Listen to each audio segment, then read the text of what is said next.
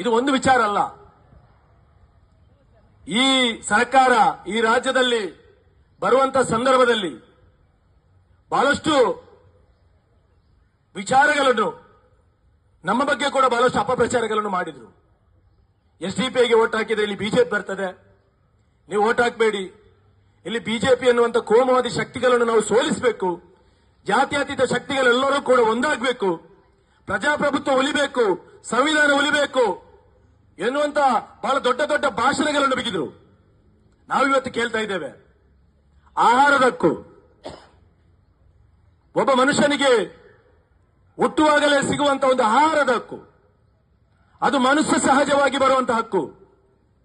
ಇವತ್ತು ಗೋಹತ್ಯೆ ಕಾನೂನನ್ನು ಕಾಂಗ್ರೆಸ್ ಸರ್ಕಾರ ಆಡಳಿತಕ್ಕೆ ಬಂದ ತಕ್ಷಣಕ್ಕೆ ನಾವು ಅದನ್ನು ಹಿಂಪಡಿತೇವೆ ಎನ್ನುವಂತ ವಿಚಾರವನ್ನು ಹೇಳಿದಂತ ಸಿಎಂ ಸಿದ್ದರಾಮಯ್ಯ ಅವರು ಇವತ್ತು ಗೋಹತ್ಯೆ ವಿಚಾರದಲ್ಲಿ ಬೇರೆಲ್ಲೂ ಕೂಡ ಹೋಗುದು ಬೇಡ.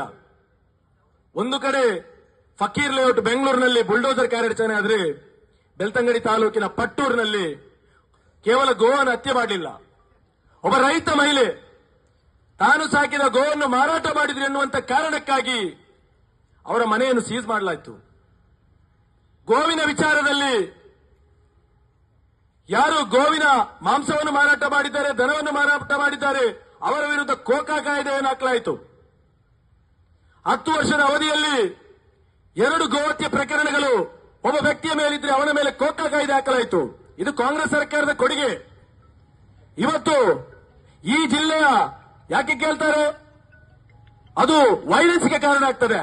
ಪೊಲೀಸರ ಜೊತೆ ನಾವು ಕೇಳಿದ್ರೆ ಅದು ಒಂದು ಧರ್ಮದ ನಂಬಿಕೆಯ ವಿಚಾರ, ಒಂದು ಧರ್ಮದ ಜನರು ಅದನ್ನು ಪೂಜೆ ಮಾಡ್ತಾರೆ ಗೋವನ್ನು, ಆ ಕಾರಣದಿಂದ ಅದು ವೈಲೆನ್ಸ್ಗೆ ಅಥವಾ ಕೋಮು ಹಿಂಸಾಚಾರಕ್ಕೆ ಕಾರಣ ಆಗಬಹುದು ಈ ಎಲ್ಲ ಘಟನೆ.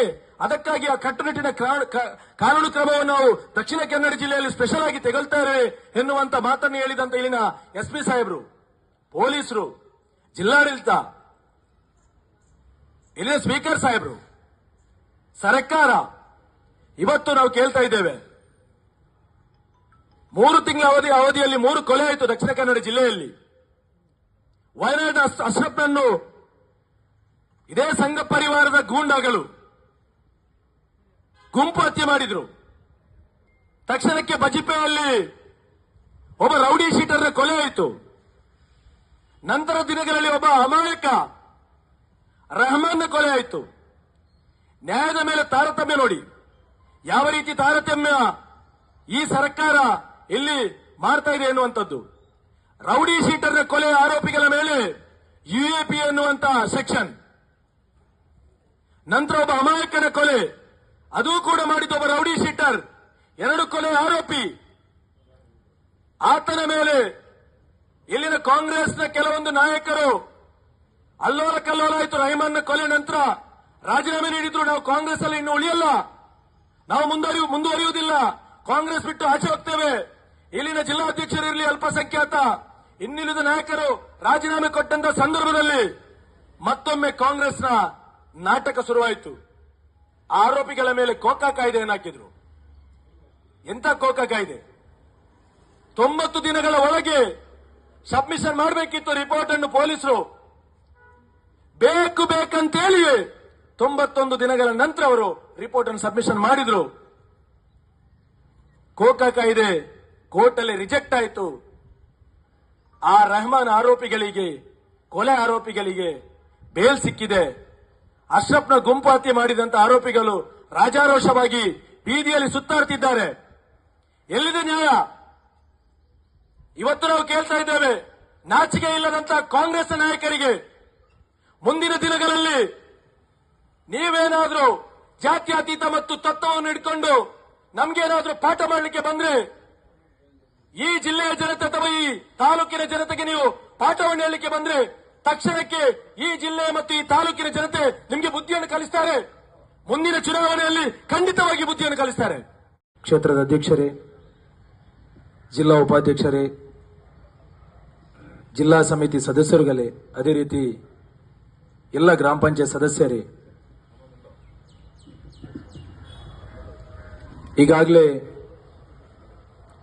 ಕರ್ನಾಟಕದ ರಾಜ್ಯಾದ್ಯಂತ social democratic party of India ಏನು ಅಕ್ರಮವಾಗಿ ಯೋಗಿ ಮಾದರಿಯ ಬುಲ್ಡೋಸರ್ ಕಾರ್ಯಾಚರಣೆಯನ್ನು ಜಾತ್ಯತೀತ ತತ್ವವನ್ನು ಒಪ್ಪಿಕೊಂಡಂತಹ ಕಾಂಗ್ರೆಸ್ ಸರ್ಕಾರದ ಕರ್ನಾಟಕ ಸರ್ಕಾರದಲ್ಲಿ ನಡೀತಾ ಇದೆ. ಇದರ ವಿರುದ್ಧ ತಕ್ಷಣಕ್ಕೆ ಕಾರ್ಯಪ್ರವೃತ್ತವಾದಂತಹ ಒಂದು ಪಕ್ಷ ಇದರದ್ದು ಎಸ್ಡಿಪಿಐ. ನಮ್ಮ ಪಕ್ಷದ ಕಾರ್ಯಕರ್ತರು ಮತ್ತು ನಾಯಕರು ತಕ್ಷಣ ಕೋಗಿಲ್ ಏನು ಕಾಲೋನಿಯ ಫಕೀರ್ ಲೇಔಟ್ ಈ ಪ್ರದೇಶದಲ್ಲಿ ಸುಮಾರು 300 ರಿಂದ 400 ಸರಿಸುಮಾರು 3 ರಿಂದ 4 ಸಾವಿರ ಜನಸಂಖ್ಯೆ ಇರುವಂತಹ ಈ ಪ್ರದೇಶಕ್ಕೆ ಒಂದು ರಾತ್ರಿ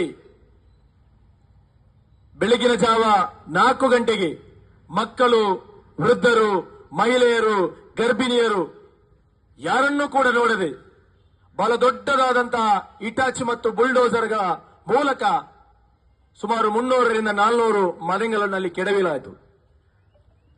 ಯಾವಾಗ ನಮ್ಮ ಪಕ್ಷದ ಕಾರ್ಯಕರ್ತರಿಗೆ ಆ ವಿಷಯ ಮುಟ್ತದೆ, ತಕ್ಷಣಕ್ಕೆ ಆ ಸ್ಥಳಕ್ಕೆ ಹೋಗಿ ಪ್ರತಿಭಟನೆ ಮಾಡಿದಂತ ಒಂದು ಪಕ್ಷ ಇದರದ್ದು ಎಸ್ಡಿಪಿಐ. ನಮ್ಮ ನಾಯಕರು ಬಂಧನಕ್ಕೆ ಒಳಗಾದರು. ನಮ್ಮ ರಾಜ್ಯ ಪ್ರಧಾನ ಕಾರ್ಯದರ್ಶಿ ಅಫ್ಸರ್ ಕೋಡ್ಲಿಪೇಟೆ ಮತ್ತು ಮುಜಾಹಿದ್ ಪಾಷಾ ಇವರ ನೇತೃತ್ವದಲ್ಲಿ ನಡೆದಂತಹ ಪ್ರತಿಭಟನೆ, ಯಾರು ಓಟನ್ನು ಪಡೆದಿದ್ರು ಆ ಬಡಾವಣೆಯ ಬಹಳ ಕಡು ಫಕೀರರು, ಭಿಕ್ಷಾಟನೆ ಮಾಡಿ ಜೀವನ ಮಾಡುವಂತಹ ಜನರು ಇರುವಂತದ್ದು, ಕಡು ಬಡವರು ಎನ್ನುವಂತಹ ಒಂದು ಉಲ್ಲೇಖ ಇರುವಂತಹ ಒಂದು ಪಂಗಡದ ಜನರು, ಮುಸಲ್ಮಾನರು ಮತ್ತು ದಲಿತರು ವಾಸ ಮಾಡುವಂತಹ ಪ್ರದೇಶಕ್ಕೆ ಏನು ಯುಪಿಯ ಯೋಗಿ ನೇತೃತ್ವದ ಸರ್ಕಾರ ಬುಲ್ಡೋಸರ್ ಕಾರ್ಯಾಚರಣೆ ಮಾಡುವಾಗ ಇಲ್ಲಿನ ಕಾಂಗ್ರೆಸ್ ಜಾತ್ಯತೀತರಿಗೆ ಅದು ನೋವಾಗ್ತದೆ. ಅಲ್ಪಸಂಖ್ಯಾತರ ಮತದಾನವನ್ನು ಓಲೈಕೆ ಮಾಡಲಿಕ್ಕೆ ಯೋಗಿಯ ವಿರುದ್ಧ ಅವರು ಇಲ್ಲಿ ಹೇಳಿಕೆಗಳನ್ನು ಕೊಡ್ತಾರೆ. ಬಿಜೆಪಿಯ ಯೋಗಿ ಆಡಳಿತ ನೋಡಿ, ಎಲ್ಲಿಯಾದರೂ ಕರ್ನಾಟಕದಲ್ಲಿಯೂ ಕೂಡ ಬಿಜೆಪಿ ಬಂದ್ರೆ ಬುಲ್ಡೋಸರ್ ಅನ್ನು ತರ್ತಾರೆ ಎನ್ನುವಂಥದ್ದು. ಇವತ್ತು ಬಿಜೆಪಿ ಎಲ್ಲ ಬುಲ್ಡೋಸರ್ ಅನ್ನು ತಂದದ್ದು. ಕಾಂಗ್ರೆಸ್ ಸರ್ಕಾರ ಸುಮಾರು 80-90% ಓಟುಗಳನ್ನು ಪಡೆದಂತ ಅಲ್ಪಸಂಖ್ಯಾತರ ಓಟು ಮತ್ತು ದಲಿತರ ಓಟನ್ನು ಪಡೆದಂತ ಕಾಂಗ್ರೆಸ್ ಸರ್ಕಾರ ಅದೇ ದಲಿತರು ಮತ್ತು ಅಲ್ಪಸಂಖ್ಯಾತರ ಮೇಲೆ ದೌರ್ಜನ್ಯ ಮಾಡಿದೆ. ಬಂಧುಗಳೇ, ಎಲ್ಲೋಯ್ತು ಇವರ ಗ್ಯಾರಂಟಿಗಳು? 5 ಗ್ಯಾರಂಟಿ ಕೊಟ್ಟರು. 6ನೇ ಗ್ಯಾರಂಟಿ ಬುಲ್ಡೋಸರ್ ಗ್ಯಾರಂಟಿಯನ್ನು ಸಿದ್ದರಾಮಯ್ಯ ಮತ್ತು ಡಿಕೆ ಶಿವಕುಮಾರ್ ಅವರು ಕೊಟ್ಟಿದ್ದಾರೆ. ಇವತ್ತು ಅದರ ವಿರುದ್ಧ ತಾವುಗಳು ಮಾತಾಡಬೇಡಿ, ಅದು ನಮ್ಮ ಆಂತರಿಕ ವಿಚಾರ, ಅದು ಬಹಿರಂಗ ವಿಚಾರ ಅಲ್ಲ. ಎಲ್ಲಿ ಕೇರಳದ ಸಿಎಂ ಪಿನರಾಯಿ ವಿಜಯನ್ ಒಂದು ಟ್ವೀಟ್ ಅನ್ನು ಮಾಡಿದ್ರು, ತಕ್ಷಣಕ್ಕೆ ಅದು ರಾಷ್ಟ್ರೀಯ ಸುದ್ದಿ ಆಯಿತು, ಅಂತಾರಾಷ್ಟ್ರೀಯ ಸುದ್ದಿ ಆಯಿತು. ಕಾಂಗ್ರೆಸ್ ಹೈಕಮಾಂಡ್ ಈ ಡಿಕೆ ಶಿವಕುಮಾರ್ ಅಲ್ಲಿ ರಿಪೋರ್ಟ್ ಅನ್ನು ಕೇಳಿದಾಗ ಅಲ್ಲಿ ಅಕ್ರಮವಾಗಿ ನೆಲೆಸಿದ್ದಾರೆ ಎನ್ನುವಂತ ಉತ್ತರವನ್ನು ಕೊಟ್ಟರು.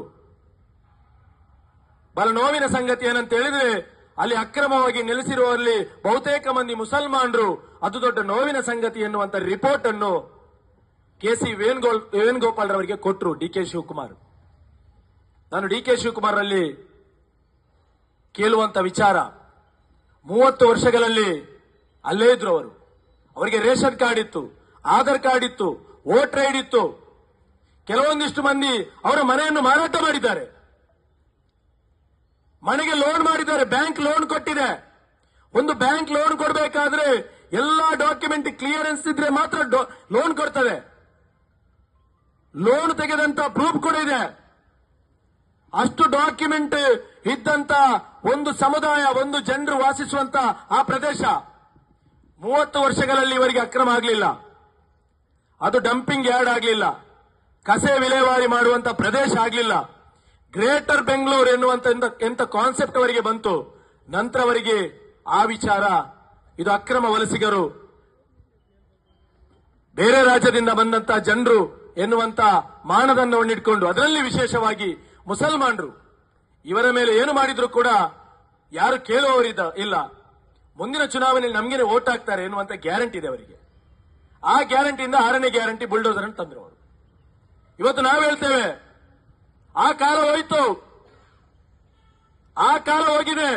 Social democratic party of India SDP ಅನ್ನುವಂತ ಪಕ್ಷ ಈ ಭೂಮಿ ಮೇಲೆ ಇದೆ, ಕರ್ನಾಟಕ ರಾಜ್ಯದಲ್ಲಿದೆ.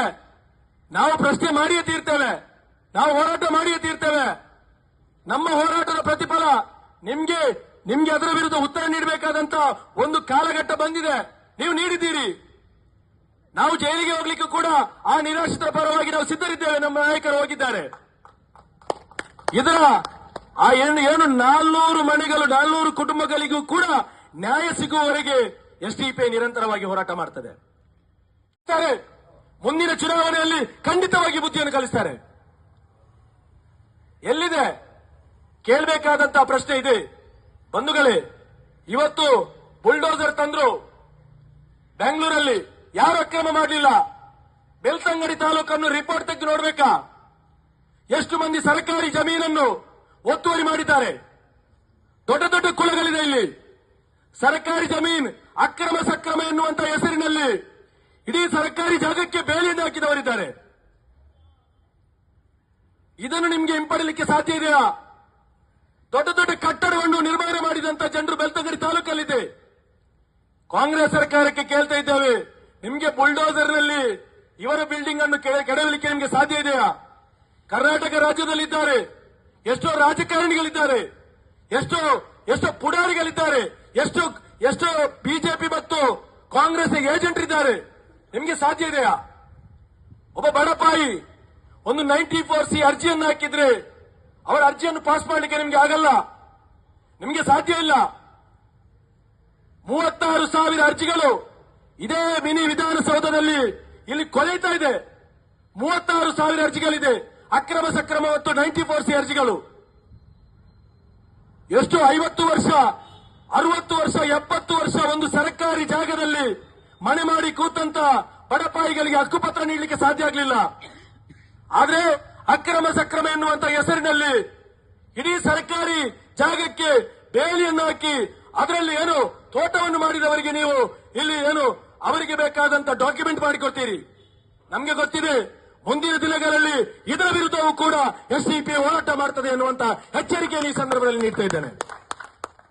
ಬಂಧುಗಳೇ, ಇವತ್ತು ಆ 400 ಕುಟುಂಬಗಳಿದೆ, ಆ 400 ಕುಟುಂಬಗಳಲ್ಲಿ ಮಾನ್ಯ ಸಚಿವರು ಸಮೀರ್ ಅಹಮದ್ ಖಾನ್ ಅವರು ಬಂದು ಹೇಳಿದ್ರು, ಇಲ್ಲೆಲ್ಲ ಹೋರಾಟಗಾರರು ಹೋರಾಟ ಮಾಡ್ತಿದ್ದಾರೆ, ತಕ್ಷಣಕ್ಕೆ ನಾವು ಯಶವಂತಪುರದಲ್ಲಿ 212 ಸೈಟ್ಗಳನ್ನು ಅಲಾಟ್ ಮಾಡಿ ಆ ಕುಟುಂಬಗಳಿಗೆ ಪುನರ್ವಸತಿಯನ್ನು ಕಲ್ಪಿಸ್ತೇವೆ ಅನ್ನುವಂಥದ್ದು ನಾವು ಸಾಗಿಸ್ತೇವೆ. ಖಂಡಿತವಾಗಿ ನಾವು ಹೇಳ್ತಾ ಇದ್ದೇವೆ, 400 ಕುಟುಂಬಗಳಿಗೂ ಕೂಡ ಪುನರ್ವಸತಿ ಕಲ್ಪಿಸುವವರೆಗೆ ಎಸ್ಡಿಪಿಐ ಬೀದಿಯಲ್ಲಿ ಇರಲಿದೆ ಎನ್ನುವಂತ ಎಚ್ಚರಿಕೆಯನ್ನು ಕೂಡ ಈ ಸಂದರ್ಭದಲ್ಲಿ ನಾವು ಹೇಳ್ತಾ ಇದ್ದೇವೆ. ಬಂಧುಗಳೇ, ನಾವೆಲ್ಲರೂ ಕೂಡ ಇವತ್ತು ಜಾತಿ ಧರ್ಮ ಭೇದವನ್ನು ಮರೆತು ಯಾವುದೇ ಸರ್ಕಾರ, ಕೇಂದ್ರ ಸರ್ಕಾರ ಇರಲಿ ರಾಜ್ಯ ಸರ್ಕಾರ ಇರಲಿ, ಯಾರು ಅನ್ಯಾಯವನ್ನು ಮಾಡಿದ್ರು ಕೂಡ ನಾವೆಲ್ಲರೂ ಒಗ್ಗಟ್ಟಾಗಿ ಹೋರಾಟವನ್ನು ಮಾಡಿದ್ರೆ ಮಾತ್ರ ನಮಗೆ ಜಯ ಸಿಗ್ತದೆ ಎನ್ನುವಂತ ಮಾತನ್ನು ಹೇಳುತ್ತಾ, ಮತ್ತೊಮ್ಮೆ ನಮ್ಮೆಲ್ಲ ಹೋರಾಟದಲ್ಲಿಯೂ ಕೂಡ ತಾವುಗಳೆಲ್ಲರೂ ಕೂಡ ಭಾಗವಹಿಸಬೇಕು ಎನ್ನುವಂತ ಮಾತನ್ನು ಹೇಳುತ್ತಾ ಅವಕಾಶಕ್ಕಾಗಿ ವಂದನೆಗಳು.